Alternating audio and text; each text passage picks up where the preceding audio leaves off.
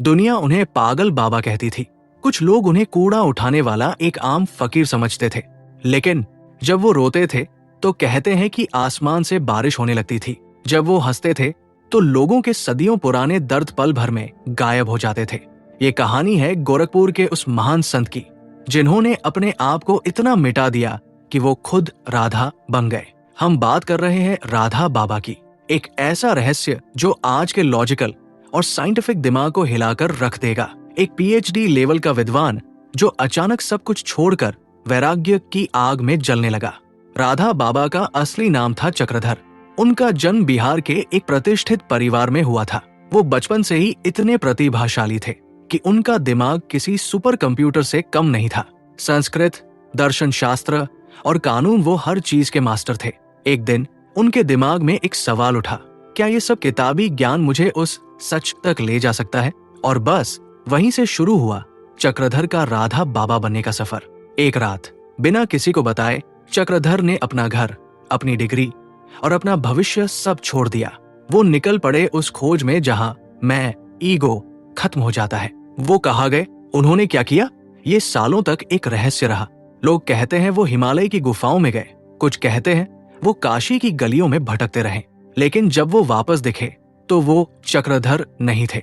वो एक ऐसे व्यक्ति थे जो फटे पुराने कपड़े पहनता था, कूड़ा उठाता था और रास्ते पर लेटा रहता था। आपको पता है बड़े संत अक्सर पागलपन का चोला क्यों पहनते हैं?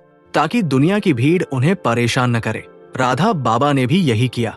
वो कूड़ा क्यों उठाते थे? कहते हैं कि वो हर कंकर में, हर गंदगी में अपने प्रभु को ढूंढते थे। उनका ये पागलपन उनकी वशित्व सिद्धि का एक पर्दा था।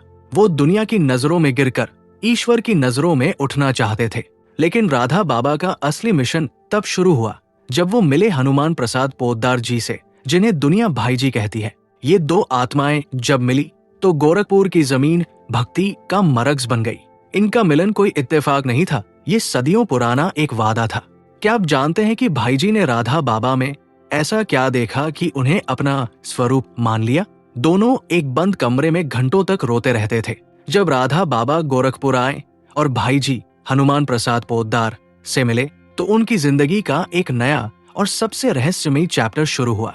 वो माधव कृष्ण को पाने की तड़प में इस कदर डूब चुके थे कि उनका शरीर और दिमाग आम इंसान की समझ से बाहर हो गया था। भाई जी ने उन्हें गीता वाटिका में एक छोटी सी कुटिया दी थी। वो घंटों आईने के सामने बैठते और खुद को राधा रानी के रूप में इमेजिन करते। ये कोई रोल प्ले नहीं था, ये थी भाव समाधि। कहते हैं कि उनके शरीर की बनावट तक बदलने लगी थी। उनकी स्किन इतनी सॉफ्ट हो गई थी जैसे किसी छोटे बच्चे की, और उनकी आवाज में कोमलता आ गई थी। मॉडर्न साइकोलॉजी इसे डीप आइडेंटिफिकेशन कह सकती है, लेकिन स्पिरिचुअल साइंस इसे स्वरूप सिद्धि कहता है। एक वक्त ऐसा आया जब राधा बाबा ने बोलना बिल्कुल बंद कर दिया। कई सालों तक वो मौन रहे, लेकिन उनका मौन शांत नहीं था, वो गर्जना करता था। जो भी उनकी कुटिया के बाहर से गुजरता उसे एक अजीब सी मोगरा और चंदन की खुशबू आती, भले ही वहां कोई फूल न हो। लोग कहते हैं कि ये सिद्धि का एक लक्षण है। जब कोई सिद्ध पुरुष अपनी एनर्जी को अंदर स्टोर करता है तो उसकी ऑरा इतनी शक्तिशाली हो जाती है कि वो फिजिकल ऑब्जेक्ट्स और एनवायरनमेंट की स्मेल्स तक को बदल देती है। उनका रहस्य था उनकी नजर। एक बार एक लड़का मौत के करीब था। डॉक्टर्स ने हाथ खड़े कर दिए थे। जब उसे बाबा के पास लाया गया तो बाबा ने सिर्फ उसकी तरफ देखा और जोर से हंसने लगे। लोगों को लगा बाबा पागल है, लेकिन अगले ही पल वो लड़का खड़ा हो गया। बाबा ने बाद में भाई जी से कहा, मैं नहीं हंसा था, उस बच्चे के अंदर बैठा माधव खेल रहा था। उनके लिए हर इंसान एक लिविंग गॉड था। भाई जी और राधा बाबा के बीच एक साइलेंट कनेक्शन था। कहते हैं कि दोनों बिना बोले एक दूसरे के मन की बात जान लेते थे। ये टेलीपैथी का पीक था। इन दोनों ने मिलकर ऐसे ग्रंथ लिखे और ऐसे स्पिरिचुअल कैंप्स लगाए जिन्होंने करोड़ों लोगों की जिंदगी बदल दी। राधा बाबा की कुटिया सिर्फ एक रहने की जगह नहीं थी, वो एक पोर्टल था। जो लोग उनके करीब थे उनका कहना है कि बाबा अक्सर उन लोगों से बातें करते थे जो वहां मौजूद ही नहीं होते थे। वो किसे देखते थे, वो कौन सी शक्तियां थी जो उनके बुलाने पर चली आती थी। राधा बाबा की सबसे बड़ी खासियत ये थी कि वो डुअल रियलिटी में जीते थे।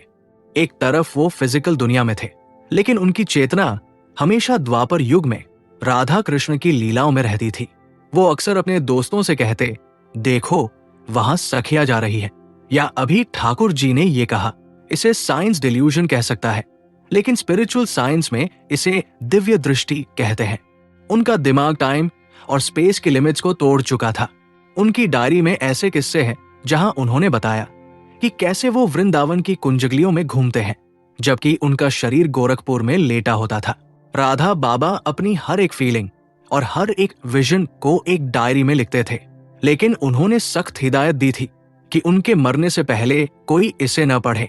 इन डायरीज में क्या था?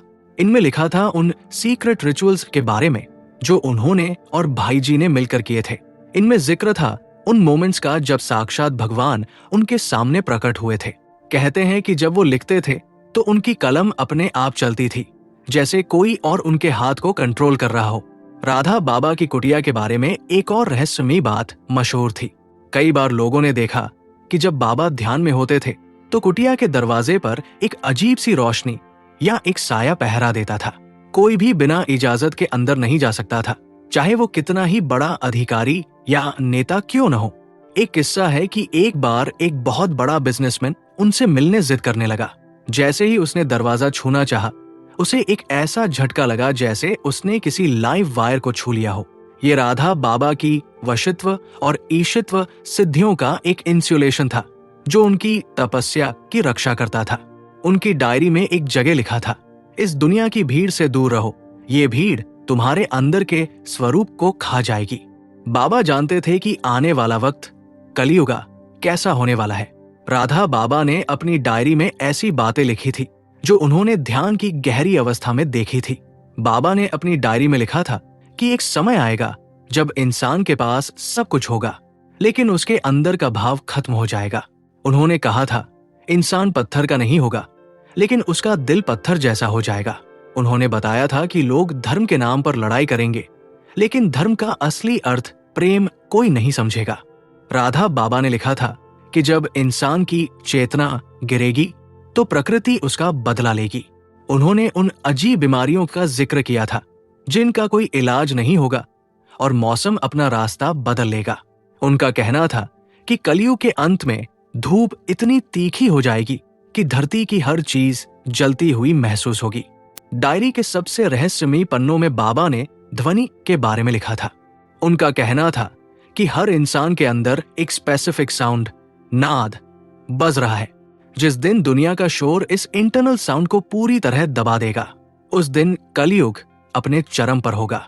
बाबा कहते थे कि कलयुग कितना भी शक्तिशाली क्यों ना हो, वो भगवान की कृपा से बड़ा नहीं है। जब आप पूरी तरह से ये मान लेते हो कि मैं भगवान का हूं और वो मेरे हैं, तो आपकी जिम्मेदारी उनकी हो जाती है। 1992 का साल था। राधा बाबा ने अचानक अपनी कुटिया की सफाई शुरू करवा दी।